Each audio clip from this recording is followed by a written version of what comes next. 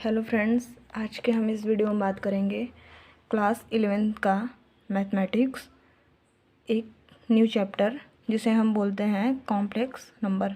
ठीक है, तो हमारा कॉम्प्लेक्स नंबर क्या होता है? एक स्टैंडर्ड फॉर्म है, जैसे z equal a plus b i के फॉर्म में डिनोट करते हैं। ठीक है, तो जो z equal a plus b i है, वहाँ पे एक जो है वो हमारा real part of the complex number है और जो बी हमारा है वो imaginary part of the complex number है। ठीक है, और जो आई है वो उसे हम बोलते हैं, उसे हम आई भी बोल सकते हैं या फिर उसे हम आयोटा बोलते हैं।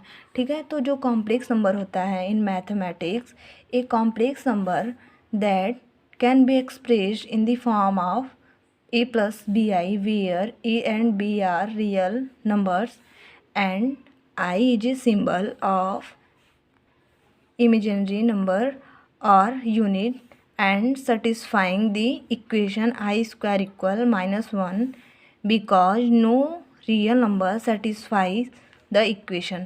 ठीक है, यानी कि जो हमारा आई होता है, यानी जो हमारा रियल नंबर होता है, वही इस कॉम्प्लेक्स नंबर को सेटिस्फाई करता है, रियल नंबर सेटिस्फाई नहीं करती है, तो वही होता है हमारा कॉम्प्लेक्स नंबर।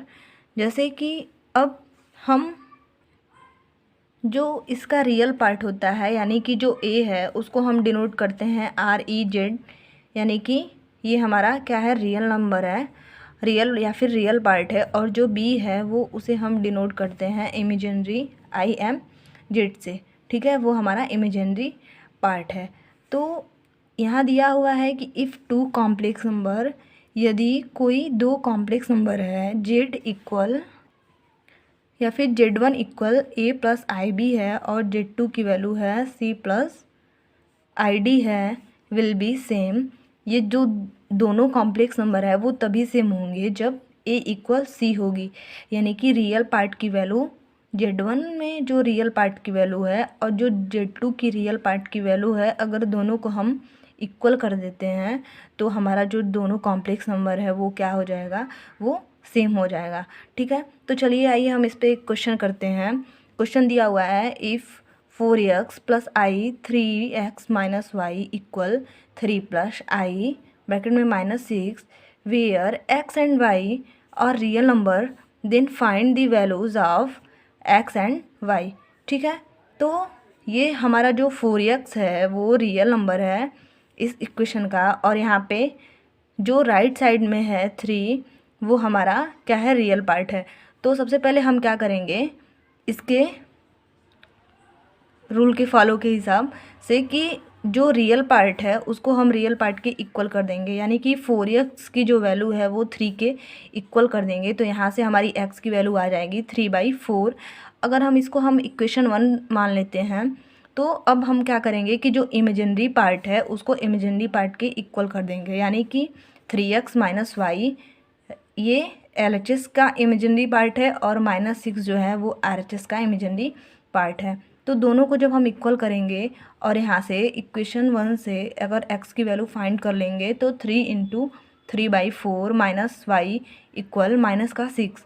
ठीक है, तो 3 3 जा 9 हो जाएगा, 9/4, और ये माइनस वाई इक्वल -6। अब अगर हम 6 को इधर लेके आएँ तो 6/4, तो ये हमारा क्या था, 9 था, ये 9 हो जाएगा 9/4, और प्लस में 6, और इधर जाएगा y जब तो पॉजिटिव में आ जाएगा, यानी इक्वल y। अब y की वैल्यू हम फाइंड करेंगे तो 6 + 24/4 यानी कि 33/4 आ जाएगी। ठीक है, तो इस इक्वेशन में सिर्फ हमें x और y की वैल्यू फाइंड करनी थी, जो कि हमने निकाल लिया।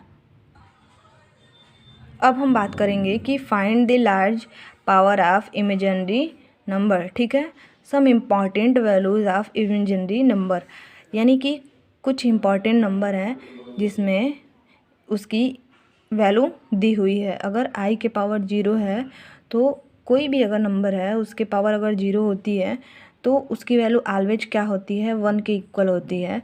और अगर i के पावर 1 है तो उसकी वैल्यू हमारी 1 हो जाएगी, अरे i हो जाएगी। ठीक है, अब अगर i के पावर 2 है यानी i स्क्वायर है तो i स्क्वायर की वैल्यू हम -1 होती है, और अगर i के पावर क्यूब है तो उसकी वैल्यू हो जाएगी माइनस में i। ठीक है। अब अगर i के पावर में 4 है तो i के पावर 4 की वैल्यू होती है 1। ठीक है। तो चलिए हम सॉल्व करेंगे कि अगर किसी भी इमेजिनरी नंबर जो है उसके पावर में अगर कोई लार्ज नंबर दिया हुआ है तो उसकी वैल्यू हम कैसे फाइंड आउट करते हैं। अब हमारा एक मान लीजिए ये स्टैंडर्ड फॉर्म है i के पावर 4k प्लस r, जिसकी वैल्यू होती है i के पावर r। ठीक है। तो इसी के हेल्प से हम किसी भी इमेजिनरी जो नंबर है उसके लार्ज पावर की वैल्यू हम फाइंड कर लेंगे। ठीक है। अगर हमारा क्वेश्चन दिया हुआ है कि i के पावर 25 की वैल्यू फाइंड करनी है तो हम कैसे करते हैं। तो अगर i के पावर 25 है तो सबसे पहले हम इसको क्या करेंगे, 4 से डिवाइड करेंगे। 4 से अगर हम डिवाइड करेंगे तो वो 6 बार में जाएगा, 24 हो जाएगा। ठीक है। 4 6 जा 24, रिमाइंडर में हमारा 1 बच जाएगा। तो ये जो 1 है वो क्या है, उसको हम स्मॉल r से डिनोट कर रहे हैं, और जो कोसेंट है 6 जो आया हुआ है उसको हम k से डिनोट कर रहे हैं। ठीक है। तो अगर हम i के पावर 4k यानी कि 4 है, 4 पहले ही लिख देंगे यहाँ पे, और k की जो वैल्यू है वो हमारी 6 है, इंटू 6 और प्लस r की वैल्यू 1 है यानी कि प्लस r 1 कर देंगे तो हमारा आ जाएगा क्या, i के पावर r यानी कि i के पावर 1। तो i के पावर जब 1 होता है तो उसकी वैल्यू क्या होती है, i होती है। ठीक है। अब हम बात करते हैं कि अगर i के पावर में 30 दी हुई है तो इसकी वैल्यू हम कैसे फाइंड आउट करेंगे। तो सबसे पहले इसको हम 4 से डिवाइड करेंगे। जब 4 से डिवाइड करेंगे तो 7 बार में जाएगा, क्या हो जाएगा 28, तो रिमाइंडर हमारा 2 बच जाएगा। ठीक है। तो i के पावर 4k यानी कि 4 इंटू के प्लेस पे क्या हो जाएगा 7 प्लस रिमाइंडर जो हमारा 2 आया है, तो ये रिमाइंडर किसके इक्वल होगा, i के पावर 2। ठीक है। i के पावर 2 या की वैल्यू होती है माइनस में 1।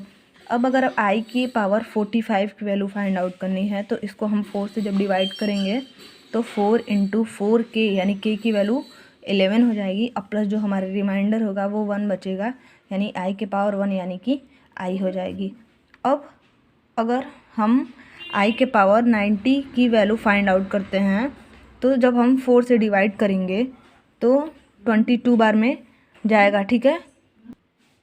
और जो अगर 22 बार में जा रहा है तो हमारा रिमाइंडर 2 बच जाएगा यानी कि इसकी वैल्यू हो जाएगी i के पावर r यानी कि i के पावर 2, जिसकी वैल्यू i स्क्वायर की वैल्यू होती है हमारी -1। ठीक है। अगर i के पावर 100 है तो उसकी वैल्यू फाइंड आउट करनी है, तो जो उसमें रिमाइंडर आता है 4 से जब डिवाइड करेंगे 0 आता है। ठीक है। तो रिमाइंडर जब कोई भी नंबर है उसके पावर 0 है तो उसकी वैल्यू हमेशा 1 ही होती है। ठीक है। अब हम बात करेंगे कि i के पावर अगर 99 है तो उसकी वैल्यू हम कैसे फाइंड करेंगे। तो उसकी वैल्यू भी फाइंड करने के लिए हम 4 से ही डिवाइड करेंगे।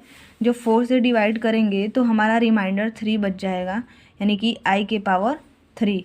तो i के पावर 3 यानी i क्यूब की वैल्यू हमारा क्या होता है -i यानी कि -i के पावर 99 की वैल्यू है।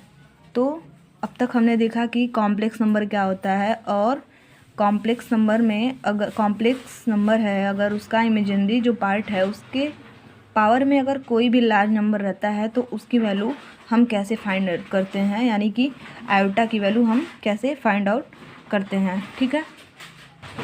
अब हम बात करेंगे कि addition, subtraction and multiplication and division of the complex number. ठीक है। अगर कोई हमारा 2 कॉम्प्लेक्स नंबर दिया हुआ है, पहला है Z1 की वैल्यू है 1 + 3i है, Z2 की वैल्यू है 5 - 6i है। ठीक है। तो हमें Z1 + Z2, Z1 - Z2 और Z1 × Z2 और Z1/Z2 की वैल्यू फाइंड करनी है। ठीक है। तो अगर हम Z1 + Z2 की वैल्यू फाइंड करेंगे तो सबसे पहले हम Z1 की वैल्यू यहाँ पे हम पुट कर देंगे। तो Z1 की वैल्यू है 1 + 3i और प्लस Z2 की वैल्यू है 5 - 6i। तो इसको ऐड करने के लिए हम सबसे पहले क्या देखते हैं कि जो इस कॉम्प्लेक्स नंबर का जो फर्स्ट कॉम्प्लेक्स नंबर है यानी जो Z1 है उसका जो रियल पार्ट है और जो Z2 है उसका जो रियल पार्ट है उसको हम ऐड कर लेते हैं। जैसे ऐड करते हैं तो इसका रियल पार्ट 1 है और Z2 की जो रियल पार्ट है वो 5 है, तो 5 में जब 1 ऐड कर लेंगे तो वो हो जाएगा 6। ठीक है। अब यहाँ पे अगर Z2 में अगर हमें, ये तो रियल पार्ट था, अब हम अगर इमेजिनरी पार्ट की बात करते हैं तो ये माइनस का 6i है और ये प्लस का 3i है, तो इसको जब हम ऐड करेंगे तो क्या हो जाएगा 6 माइनस 3i यानी कि माइनस का 3i। तो जो 6 है वो हमारा रियल पार्ट है और जो 3i है वो हमारा इमेजिनरी पार्ट है। ठीक है। अब हम बात करते हैं कि इसका सब्ट्रैक्शन कैसे फाइंड आउट करते हैं, यानी कि Z1 माइनस Z2 की वैल्यू कैसे फाइंड करते हैं। तो अगर हम इसमें सबसे पहले वही काम करेंगे जो एडिशन में किए थे। Z1 की वैल्यू ऐसे ही सिमिलर रख देंगे और माइनस है तो माइनस कर देंगे और Z2 की वैल्यू पुट कर देंगे। अब 1 + 3i है Z1 की वैल्यू और अगर माइनस है, इस ब्रैकेट को ओपन करेंगे तो -5 हो जाएगा और माइनस माइनस प्लस हो जाएगा यानी कि 6i हो गया। ठीक है। तो जब हम इसको सॉल्व करते हैं तो रियल पार्ट को रियल पार्ट के साथ माइनस करते हैं, यानी -5 + 1 हो जाएगा माइनस का 4 और +6i + 3i की वैल्यू हो जाएगी प्लस में 9i, या फिर इसको हम लिख सकते हैं 9i - 4। ऐसे भी लिख सकते हैं, ऐसे भी लिख सकते हैं, लेकिन जो हमारा कॉम्प्लेक्स नंबर का फॉर्म होता है वो Z = a + ib होता है, यानी कि पहले हम उसको रियल पार्ट लिखते हैं फिर हम इमेजिनरी पार्ट लिखते हैं। ठीक है। तो जो -4 है वो हमारा रियल पार्ट है और जो +9i है वो हमारा इमेजिनरी पार्ट है। ठीक है। अब हम बात करते हैं कि इसका हम मल्टीप्लिकेशन कैसे फाइंड आउट करते हैं। तो जनरली अगर Z1 की वैल्यू 1 + 3i है तो 1 + 3i लिख देंगे और Z2 की वैल्यू 5 - 6i है तो लिख देंगे। ठीक है। अब जैसे हम इसको मल्टीप्लाई करते हैं नॉर्मली 1 का 5 में करेंगे तो 5 हो जाएगा और फिर +1 का सेकंड में करेंगे यानी कि माइनस का 6i हो जाएगा और फिर +3i का 5 में करेंगे तो 15i हो जाएगा। ठीक है। और ये प्लस का है ये माइनस है तो 6 3 जा 18 यानी कि ये माइनस का 18 आई है तो यहाँ पे i² हो जाएगा। ठीक है। तो अगर हम यहाँ पे ब्रैकेट को ओपन करेंगे तो ये प्लस माइनस माइनस हो जाएगा, यानी 5 - 6i + 15i - 18i²। ठीक है। अब इसको हम सॉल्व कर देंगे।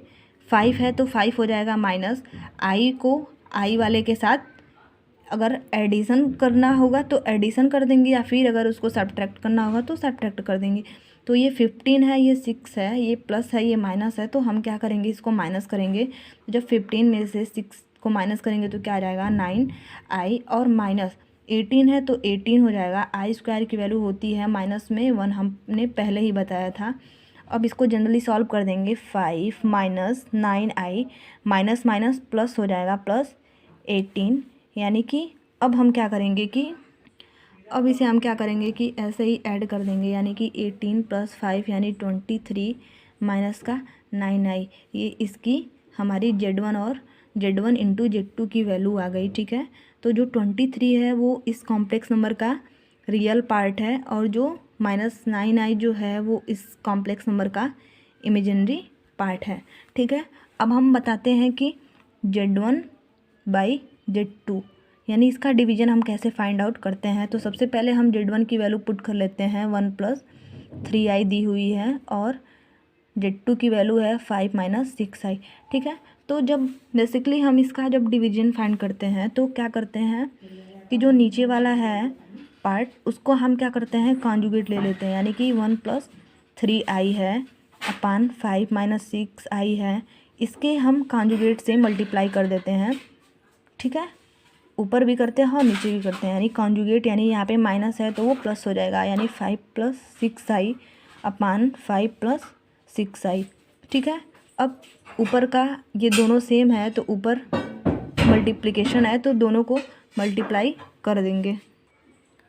तो जैसे हमने मल्टीप्लिकेशन किया सिर्फ सेम वैसे ही हम इसका मल्टीप्लाई कर देंगे। तो 1 का 5, तो ये 1 है, 5 का मल्टीप्लाई जब कर देंगे तो यहाँ पे 5 हो जाएगा, प्लस 6i है यानी कि प्लस 6i हो गया, और प्लस इसका जब हम करेंगे तो 15i हो जाएगा, और 6 3 जा क्या हो जाएगा 18, यानी प्लस है तो 18i है तो i स्क्वायर हो जाएगा। ठीक है, अब ये क्या है 5 माइनस 6i है, और ये है 5 प्लस 6i है, यानी कि हमारा फार्मूला होता है ए स्क्वायर माइनस बी स्क्वायर का फार्मूला होता है, एक ब्रैकेट में a प्लस बी, दूसरे में a माइनस बी। ठीक है, तो वही फार्मूला हम यहाँ पे अप्लाई कर देंगे, यानी कि 5 स्क्वायर माइनस 6i का स्क्वायर। ठीक है, जब इसको हम सॉल्व करेंगे 5 प्लस, अगर ये 15 प्लस 6 है तो 15 में जब 6 ऐड करेंगे तो 21 आई हो जाएगा, और ये माइनस आई स्क्वायर की वैल्यू -1 होगी, यानी कि माइनस साइन हो जाएगा 18/5 का स्क्वायर यानी कि 25, और माइनस 6i का स्क्वायर यानी कि 36i स्क्वायर। ठीक है,